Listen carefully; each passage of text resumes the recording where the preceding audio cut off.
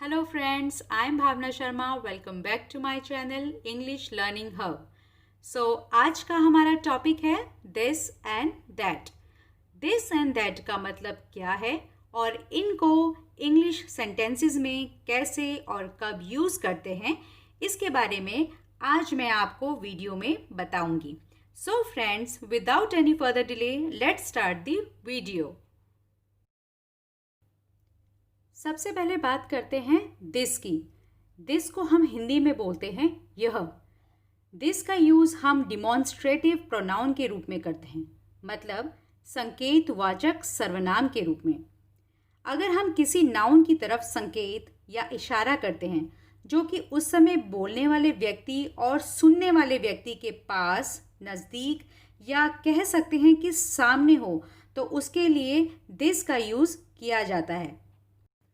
पर याद रखें, दिस का प्रयोग केवल एक वचन के रूप में होता है, यानी कि किसी एक वस्तु, व्यक्ति या स्थान के बारे में जब आप बात करते हैं तो आप दिस का यूज़ करेंगे.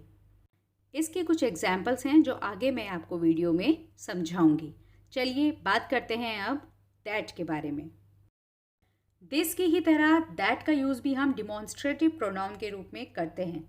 मतलब अगर हम किसी नाउन की तरफ संकेत या इशारा करते हैं जो कि उस समय बोलने वाले व्यक्ति और सुनने वाले व्यक्ति से दूर हो, तो उसके लिए दैट का यूज़ किया जाता है. याद रखें कि दिस की ही तरह दैट का प्रयोग भी केवल एक वचन के रूप में होता है, यानी कि किसी एक वस्तु, व्यक्ति या स्थान के बारे में जब आप बात करते हैं तो आप दैट का यूज़ करेंगे. उम्मीद है कि दिस एंड दैट को कैसे और कहाँ यूज़ करते हैं ये आपको अच्छे से समझ में आ गया होगा. चलिए अब हम इसके कुछ एग्जाम्पल्स भी देख लेते हैं. यह अयान है. This is Ayan. अब यहाँ पर आपने ये शब्द, ये दिस का जो वर्ड है वो इसलिए यूज़ किया है क्योंकि उस समय वो इंसान आपके करीब है और आप उसे इंट्रोड्यूस कराते हुए दिस का यूज़ कर रहे हैं. This is Ayan. यह अयान है. चलिए अब हम एक और सेंटेंस देखते हैं. यह घर अयान का है. अब आप ये बात बता रहे हैं किसी को कि भाई ये जो सामने आपके घर है, ये घर जो है वो अयान का है, और जिसे आप बता रहे हैं वो उस समय आपके साथ खड़ा है. जो चीज़ आप उसे दिखा रहे हैं वो चीज़ बिल्कुल आपके सामने है, आपके करीब है. इसीलिए आपने यहाँ पर घर के लिए दिस का यूज़ किया. This is Ayaan's house. This is Ayaan's house.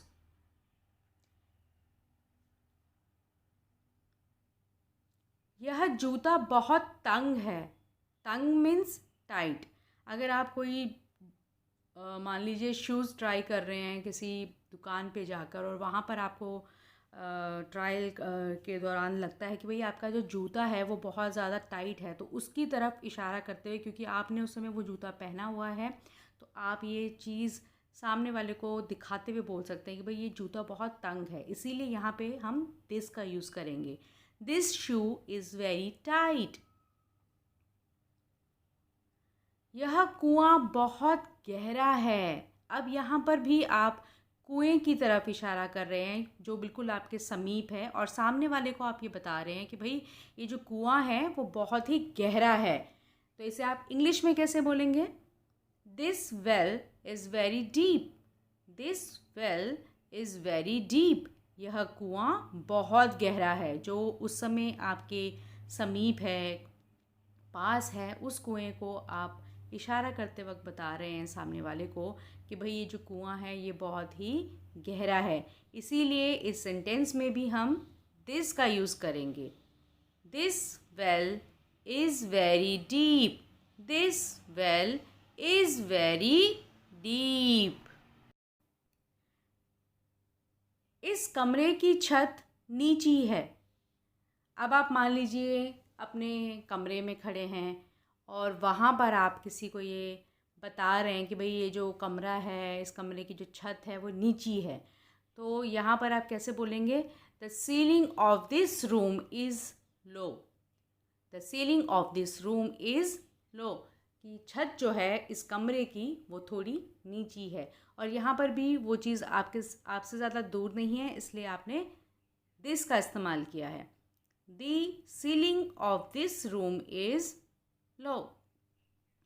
चलिए अब हम एक और एग्जाम्पल देखते हैं दिस का। मान लीजिए आप कोई किताब पढ़ रहे हैं और सामने वाला आपसे आकर ये पूछता है कि भाई ये किताब किसकी है। तो आप ये कहते हैं कि भाई ये किताब पृथा की है, या किसी का भी आप नाम ले लीजिए। मैंने सेंटेंस में पृथा का नाम रखा है। तो आप जैसे ये बोलते हैं कि भाई ये किताब पृथा की है, तो आप इसे इंग्लिश में कैसे बोलेंगे?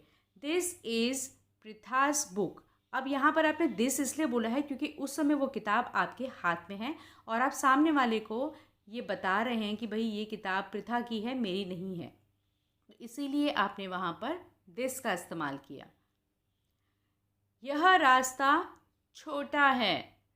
अब आप मान लीजिए किसी रास्ते पर चल रहे हैं और आपसे कोई पूछता है कि भाई हम कब वहाँ पहुँचेंगे, तो आप उसे कह सकते हैं कि भाई जिस रास्ते पर हम अभी चल रहे हैं ये रास्ता ऑलरेडी छोटा है। This route is short. This route is short, यानी कि जिस रास्ते पर हम चल रहे हैं वो रास्ता ऑलरेडी छोटा ही है, तो इसीलिए हमने यहाँ पर दिस का इस्तेमाल किया। एक और एग्जाम्पल लेते हैं। यह मेज गोल है। अब मान लीजिए टेबल आपके सामने है, बिल्कुल करीब है, और आप किसी को ये बताना चाहते हैं कि भाई ये जो टेबल है वो गोल है, तो आप इसे इंग्लिश में कैसे बोलेंगे? This table is round. This table is round. This का इस्तेमाल इसीलिए किया गया है क्योंकि वो टेबल उस समय आपके बिल्कुल करीब है, आपके बिल्कुल पास है, तो इसीलिए आप बोलेंगे दिस टेबल इज़ राउंड।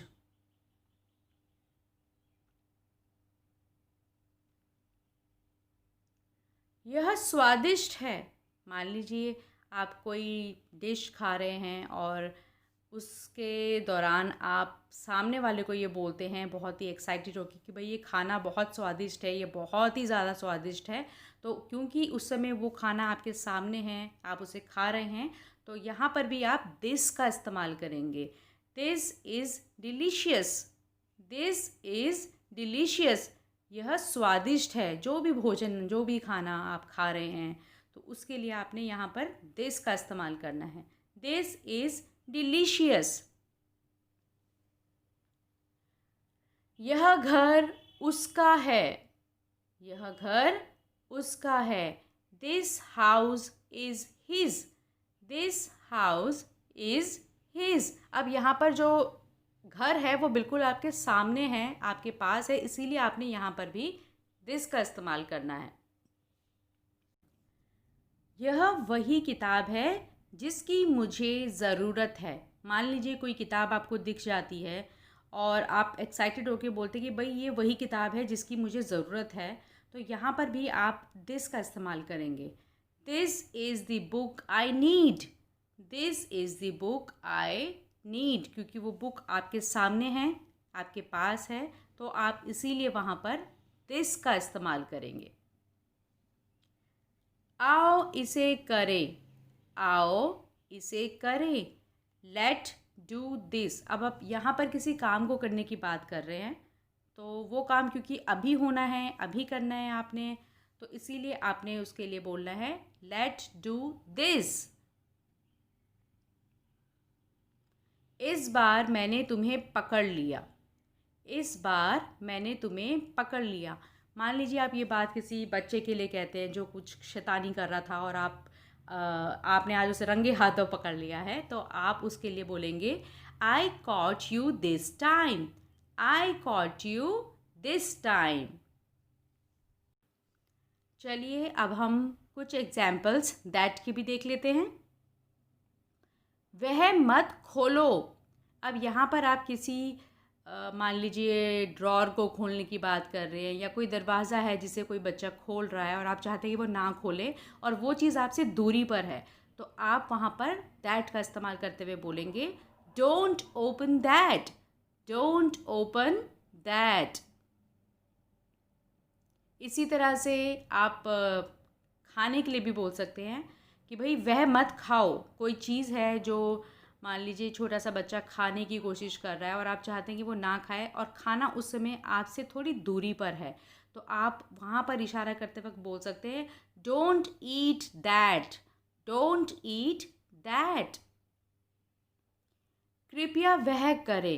अब यहाँ पर आप किसी काम को करने की बात कर रहे हैं, ठीक है, तो यहाँ पर आप इंग्लिश में बोलेंगे please do that, please do that. कोई काम है जो आप चाहते हैं कि सामने वाला करे और उस काम को करने के लिए, उस काम को करवाने के लिए आप ये बोल रहे हैं कि प्लीज़ डू दैट, वो काम आप करें, कृपया वह करें। वह गंभीर मामला है। गंभीर मतलब serious, that is serious matter. यहाँ पर मान लीजिए ये मामला हो चुका है, कोई बात है जो किसी के साथ हो चुकी है, बिगड़ गई है, अब उसके ऊपर आप बात करते वक्त ये बोल रहे हैं कि भाई that is serious matter, that is serious matter. वह आपके लिए है, that is for you, that is for you. यहाँ पर आप ये बात तब कह सकते हैं जब कोई चीज़ आप किसी के लिए लाए हैं और उस चीज़ की तरफ इशारा करते वक्त आप ये बोल सकते हैं कि भाई वो चीज़ जो है वो मैं आपके लिए लाया हूँ, दैट इज़ फॉर यू। वह मुझे दो। अब ये जो सेंटेंस है, वह मुझे दो, गिव दैट टू मी, यहाँ पर दैट का इस्तेमाल किसी चीज़ की तरफ इशारा करते वक्त आपने बोलना है कि भाई जो चीज़ वहाँ पड़ी है वो प्लीज़ मुझे दो, तो आप उसके लिए बोलेंगे गिव दैट टू मी, वह मुझे दो। वह मुझे करने दो, ये सेंटेंस किसी काम की तरफ इशारा कर रहा है जब आप ये बोलते हैं कि भाई वह मुझे करने दो, वो काम आपके बस की नहीं है, वो काम मैं कर दूंगा, वो मुझे करने दो, ठीक है। Let me do that, let me do that, वह मुझे करने दो। मान लीजिए आपकी साइकिल आपसे थोड़ी दूरी पर है और आप ये बात किसी को बता रहे हैं कि भाई वह मेरी साइकिल है, जो वहाँ थोड़ी दूरी पर खड़ी है वो मेरी साइकिल है, तो वहाँ पर भी आप दैट का इस्तेमाल करेंगे और बोलेंगे that is my bicycle, that is my bicycle, क्योंकि वो आपसे दूरी पर है इसीलिए आपने वहाँ पर दैट का इस्तेमाल करना है। ठीक इसी तरह से अगर आप अपने भाई के लिए, अपने दोस्त के लिए, किसी के लिए भी इशारा कर रहे हैं जो आपसे थोड़ी दूरी पर है, तो वहाँ पर भी आप दैट का इस्तेमाल करेंगे। जैसे कि वह मेरा भाई है जो वहाँ दूरी पर खेल रहा है, दैट इज़ माई ब्रदर। और यहाँ पर दैट का इस्तेमाल आपने इसीलिए किया है क्योंकि वो आपसे उस समय दूरी पर है। वह फ्रॉक मुझे दिखाना। मान लीजिए आप शॉपिंग करने के लिए गए हैं और शॉपिंग करते वक्त आपको कोई ड्रेस, कोई फ़्रॉक बहुत अच्छी लगती है, तो आप दुकानदार को उसकी तरफ इशारा करते हुए बोल सकते हैं कि भाई वो फ़्रॉक मुझे दिखाना, show me that frock, show me that frock, क्योंकि फ़्रॉक उस समय आपसे थोड़ी दूरी पर है इसीलिए आपने वहाँ पर दैट का इस्तेमाल किया है। ठीक उसी तरह से उस वक्त मैं बहुत व्यस्त था। अब ये बात बीत चुकी है, हो चुकी है, इसीलिए मतलब ये लाइक पास्ट टेंस की बात है, तो इसीलिए यहाँ पर आप बोलेंगे I was very busy at that time, I was very busy at that time. हम दैट का इस्तेमाल पास्ट टेंस में भी करते हैं जो चीज़ हो चुकी होती है। मैं उस फिल्म का इंतज़ार कर रहा हूँ। अब यहाँ पर आप फ्यूचर की बात कर रहे हैं कि भाई मैं उस फिल्म का इंतज़ार कर रहा हूँ जो रिलीज़ होने वाली है। अब वो कभी भी रिलीज़ हो सकती है, मतलब आप अगले महीने की बात कर रहे हैं, अगले साल की बात कर रहे हैं, तो यहाँ पर भी आप दैट का इस्तेमाल करेंगे और बोलेंगे आई am waiting for that movie, I am waiting for that movie. मैं उस फिल्म का इंतज़ार कर रहा हूँ जो अगले हफ्ते या अगले महीने या फिर अगले साल रिलीज़ होने वाली है। So I am waiting for that movie. So friends, that's it for today. I hope you like my video. This and that से रिलेटेड आपके सारे प्रॉब्लम्स, सारे डाउट्स आई होप मैंने इस वीडियोज़ में अच्छे से क्लियर कर दिए हों। प्लीज़ मुझे कमेंट करके ज़रूर बताइएगा अगर ऐसा हुआ है तो, अदरवाइज़ मैं एक और वीडियो बनाऊंगी अच्छे से आपको समझाने के लिए, राइट।